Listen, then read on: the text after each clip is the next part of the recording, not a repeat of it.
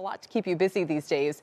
And in a weird way, I feel like the market is less sensitive to tariff headlines than it was during the first Trump administration. What do you think? I think that given how much noise there's been around tariffs, given the expectation that, even though some significant tariffs are likely to end up happening, there will also be a lot of negotiation posturing. I think markets are kind of going to need to see the whites of the eyes of Trump's tariff threats before reacting really sharply.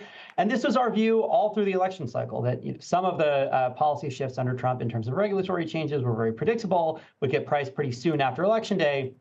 Whereas the extent of the uncertainty about tariffs in terms of timing, in terms of scale, would make it fairly hard for markets to kind of price it all in shortly after the election. You want to hear my little theory, Tobin? That sure. the first Trump administration, I'm sure people tell you their theories all the time. Here's mine. The first Trump administration, every little utterance would provoke big market moves, huge reactions from, whoever the targeted party was. If Trump tweeted he was going to put tariffs on this, that, or the other. This time around, there doesn't seem to be as much of a reaction, leading me to wonder if he's actually going to have to do things that are more aggressive in order to kind of, show that the dog has its bite, so to speak. Yeah, I mean, the current threats against Mexico and Canada look very much like the threats that were made against Mexico in 2019 during Trump's first term, which lasted all of 9 days before an accommodation was reached on immigration and the deal was called off.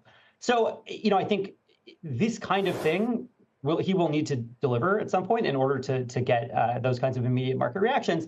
Again, I think there are going to be different kinds of tariff threats over the course of Trump's second term. This kind of very sweeping move against two of our largest and closest trading partners in Mexico and Canada, not the easiest thing to deliver on. But I think down the road, we are going to see more credible threats that are facing China, that are, sort of more surgically facing different sectors in different countries that markets will react to. But listen, I can be sympathetic to the idea. If the goal is to put tariffs on China and China just routes its goods through Canada and Mexico, then you have to tariff Canada and Mexico in order for those not to become backdoors.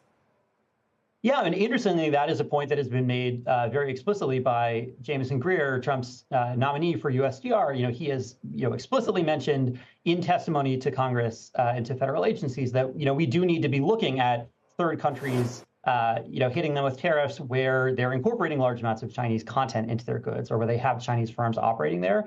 So I absolutely agree those concerns, certainly about literal transshipment of that kind, but even about Chinese FDI, more sort of bona fide investment in those countries with China behind it, that's going to be a growing concern. What do you think is likely on the tariff front with China right off the bat? I think that it probably will take some time. So in terms of right off the bat, I would not bet on sort of tariffs going into effect in Trump's first 100 days necessarily. I think there will be a need to coordinate with Congress. I think there will be a desire both substantively and optically to negotiate with President Xi. But I think we are eventually heading for tariffs increasing from, right now they're just north of 10% average across the country, probably heading to somewhere in the 30% range. So not all the way to 60, as he mentioned on the campaign trail, but a very material increase in tariffs across China.